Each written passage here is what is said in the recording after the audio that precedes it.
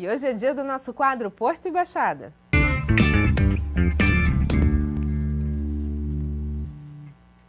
E eu recebo aqui em nosso estúdio o secretário de Assuntos Portuários e Emprego de Santos, Bruno Orlandi. Seja muito bem-vindo, boa noite, Bruno. Como é que você vai? Obrigado, Roberta, obrigado pelo convite, é um prazer enorme estar aqui mais uma vez, falar um pouquinho do nosso Porto de Santos. Falando então de um assunto muito importante, todo mundo quer saber, discussões agora novas, fresquinhas sobre o túnel de Santos, sai.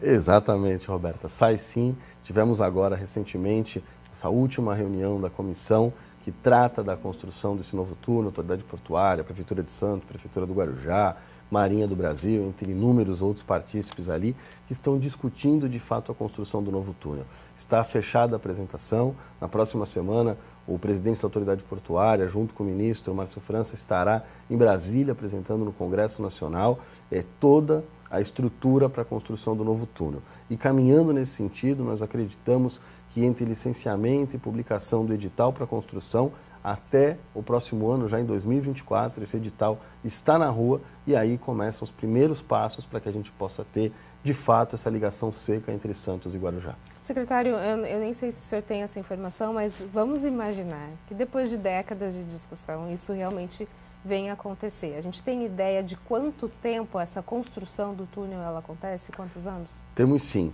Pela nossa perspectiva, dentro desse cronograma que foi apresentado, o túnel estaria implementado em funcionamento em 2028, entrega das obras. Então, são passos significativos, a gente tem licenciamento, edital, toda a burocracia que envolve o processo, investimento, estruturação. Não é uma construção tão simples, é a primeira vez que vai ter uma obra viária deste tamanho no Brasil, com essa complexidade. Então, depois de todo esse aspecto superados, em 2028, teríamos assim a primeira abertura, a primeira ligação, a primeira pessoa de fato a transitar nessa ligação. E quando a gente está falando dessa ligação seca do túnel, a gente está falando ali de uma passagem para pedestre, para modal de VLT, para ciclista, para carro, enfim. Absolutamente tudo. Tem, obviamente, do dia para a noite, assim que estiver pronto, carro, pedestre, ciclista e a previsão da interligação com o modal do VLT.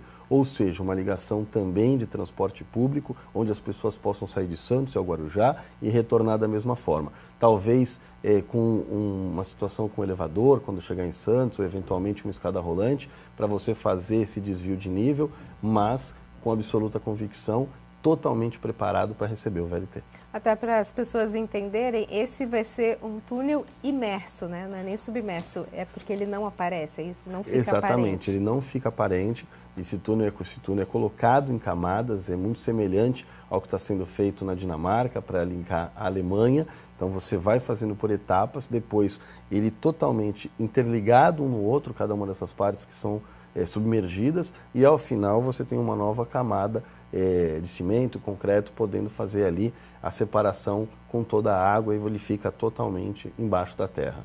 E aí, ao final disso, obviamente, a gente terá ali possibilidade, inclusive, de chegar à profundidade do canal com 17 metros, para garantir que outros navios, inclusive com maior capacidade, possam adentrar o Porto de Santos com tranquilidade, passando ali pelo canal do estuário. Ou seja, a gente tem que pensar, na verdade, em vários aspectos, né, secretário? E aí essa questão da dragagem é uma questão muito importante quando a gente fala de competitividade do Porto de Santos, né? Exatamente. Inclusive é uma preocupação do prefeito Rogério Santos que a gente possa ter a garantia de que o porto continue funcionando normalmente.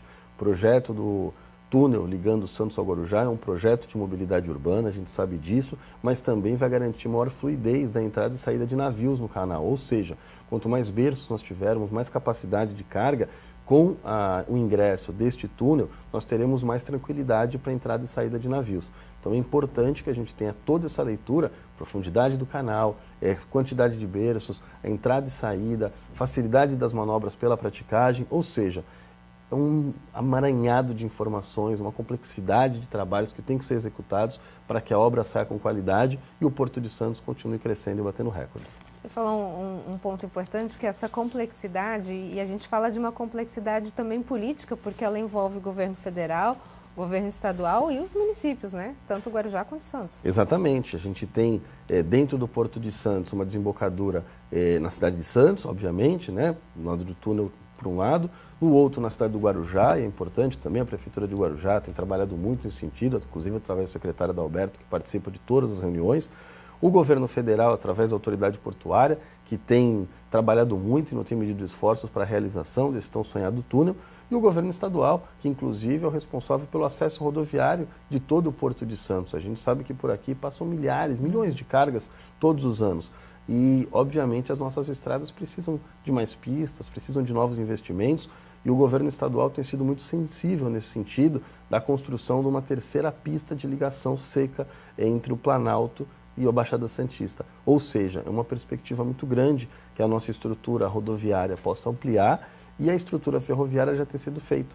A FIPES anunciou recentemente inúmeros investimentos, foi um avanço na área ferroviária aqui do Porto de Santos e eu tenho convicção que investimentos como esse na área rodoviária, ferroviária, túnel Santos-Guarujá, estrutura de dragagem, ou seja, todo esse trabalho para que a gente possa crescer vai impactar positivamente no desenvolvimento econômico da nossa cidade, em contrapartida do Estado e do Brasil como um todo, porque afinal de contas, 1/3 do PIB passa pelo Porto de Santos.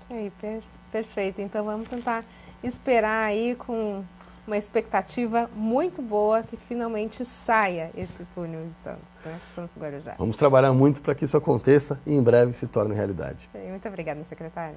Porto e Baixada.